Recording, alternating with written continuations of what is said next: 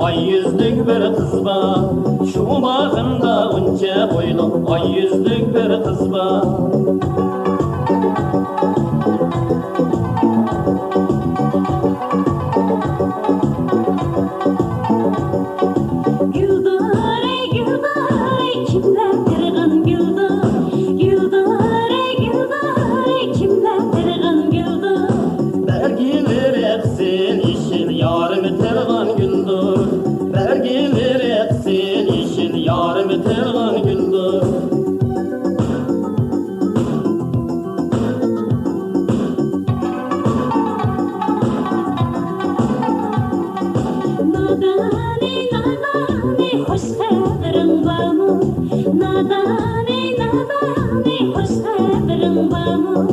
Ben mu köydüm sen mu köydün can haberin var mı?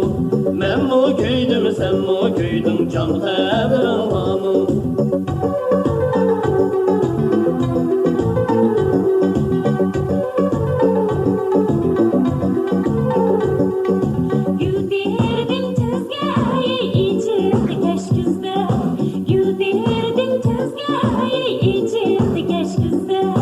Sizning ko'zingiz bizda bo'lsa, bizning ko'zimiz sizda.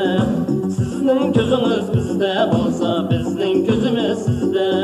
Shohsina